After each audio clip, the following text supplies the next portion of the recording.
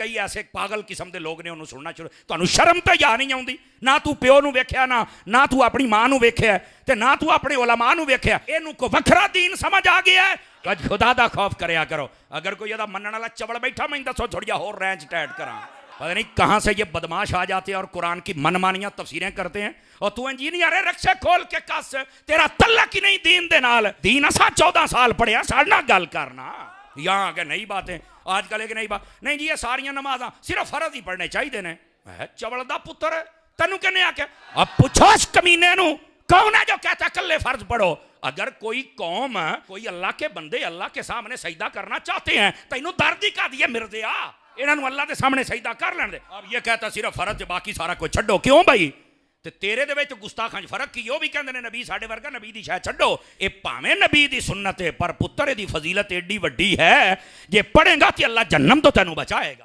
سورہ الروم میں اللہ تعالیٰ نے فرمایا منیبین الیہ واتقوا، رجوع لاؤ اللہ کی طرف اور اس سے ڈر جاؤ.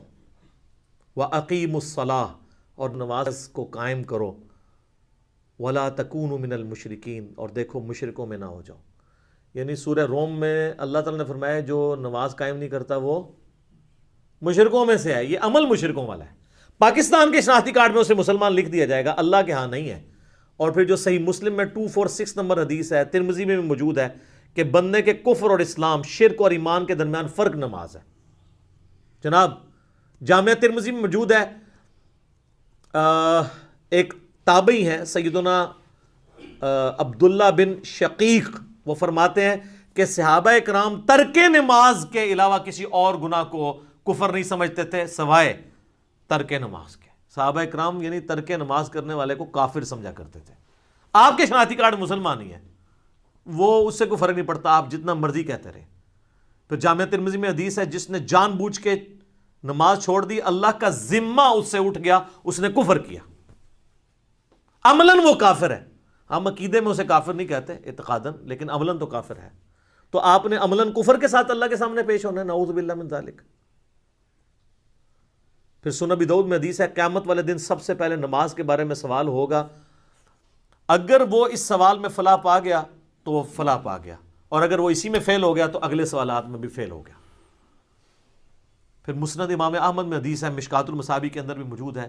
نبی علیہ السلام نے فرمایا کہ قیامت والے دن نماز انسان کے لیے نور ہوگی، دلیل ہوگی اور نجات کا ذریعہ ہوگی جو نماز پڑھنے والا ہے. اور جو بے نمازی ہے اس کے لیے نہ کوئی نور ہوگا، نہ کوئی دلیل، نہ نجات.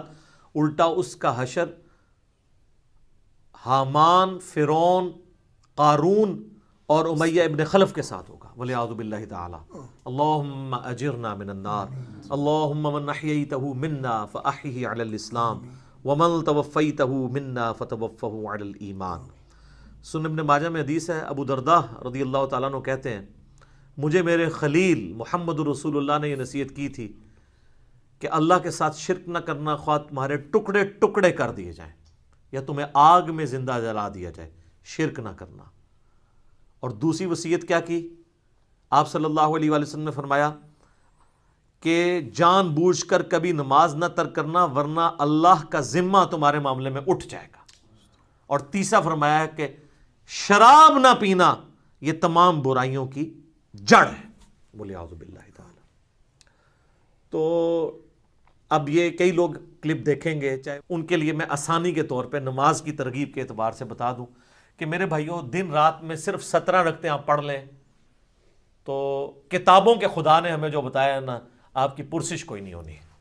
صرف 17 رکعتیں، 2 فجر کی، 4 ظہر کی، 4 عصر کی، 3 مغرب کی، 4 عشاء کی. باقی سب نفلی باتیں آپ انہیں سنت مؤکدہ کہہ دیں، آپ انہیں وطر کہہ دیں، آپ نوافل کہہ دیں. جو اوبلیگیٹری نماز ہے نا جس کی پرسش ہونی ہے وہ 17 رکھتے ہیں، جس پہ سنی شیعہ کا اجماع ہے. اس کی سپورٹ میں حدیث بخاری مسلم دونوں میں حدیث ہے. ایک دیہاتی شخص نبی علیہ السلام کے پاس آیا تو اس نے کہا یا رسول اللہ مجھے کوئی عمل بتائے میں جنت میں چلا جاؤں. آپ نے فرمایا کہ اللہ تعالیٰ کے ساتھ کسی کو شریک نہ ٹھہراؤ، صرف اسی کی عبادت کرو، تم جنت میں داخل ہو جاؤ گے. 5 وقت کی فرض نماز کو قائم رکھو، فرض زکوٰۃ ادا کرو، اور فرض روزے رکھو. حج اس وقت تک فرض نہیں ہوا تھا. یہ 4 باتیں آپ نے ارشاد فرمائی. شرک نہیں کرنا, شرک پہلی چیز ہے بھائی جی جس تو بچنا ہے. اس کے بعد نماز, فرض زکوٰۃ اور فرض روزے. تو اس نے کہا یا رسول اللہ صلی اللہ علیہ وسلم نہ میں اس میں کوئی زیادہ کروں گا نہ اس میں کوئی کمی کروں گا, یعنی میں نے سے زیادہ بھی نہیں پڑھنی کم بھی نہیں پڑھوں گا. اور یہ بات کہتا ہوا وہاں سے نکل گیا. نبی علیہ السلام فرمایا کسی نے جنتی کو دیکھنا ہے اس شخص کو دیکھ لے. اچھا, اسی کو سپورٹیو ایک اور طریق ہے بخاری اور مسلم میں, وہ بھی بخاری مسلم دونوں میں ہے, کہ ایک اس طرح نجد کا رہنے والا ایک پینڈو شخص جو پرانگدہ حالت تھی جس کی حضور کے پاس آیا, تو وہ اسی لیے آیا کہ اللہ کے نبی علیہ السلام کے اوپر ایمان لے کر آئے. تو اس نے پوچھا یا رسول اللہ صلی اللہ علیہ وسلم بتائیں اسلام کیا ہے؟ تو آپ نے فرمایا اسلام یہ ہے کہ تم 5 وقت کی فرض نماز کو قائم رکھو. اس نے کہا یا رسول اللہ فرض کے علاوہ بھی ہے کچھ؟ فرمایا ہاں نفل ہیں, وہ تمہاری مرضی, اگر پڑھنا چاہو تو پڑھ لو, نہیں پڑھنا چاہتے نہ پڑھو. اور یاد رکھیے گا احادیث میں سنت کی ٹرم یوز نہیں ہوتی ہے, یہ محدثین کی ٹرم ہے. سنتیں جو ہم موقدہ پڑھتے ہیں ان کو بھی نفل کہا جاتا ہے. نفل ان کہا جاتا ہے اضافی نماز. انفال مال غنیمت اضافی مال, نفل کا مطلب اضافی چیز ہے. پھر نبی علیہ السلام نے فرمایا کہ فرض زکوٰۃ ادا کرو. اس نے کہا رسول اللہ فرض زکوٰۃ وہ جو 2.5% ہے, اس کے علاوہ فرمایا اس کے علاوہ نفلی صدقات وہ تمہاری مرضی کر لو, نہیں کرنا چاہتے نہ کرو. پھر آپ فرمایا فرض روزے رکھو رمضان کے. کہا رسول اللہ اور روزے؟ فرمایا وہ نفلی روزے ہیں تمہاری مرضی, منڈے کا, تھرسڈے کا, ایام 20 کے روزے جو بھی ہیں وہ رکھنا چاہو تمہاری مرضی ہے, لیکن فرض یہی ہے. تو اس نے کہا کہ اس رب کی قسم جس کے قبضے قدرت میں میری جان ہے, نہ میں اس میں کوئی زیادتی کروں گا, بس جتنا دسیا اس تو اگے نہیں میں, نہ اس میں کمی کروں گا. اور یہ وہ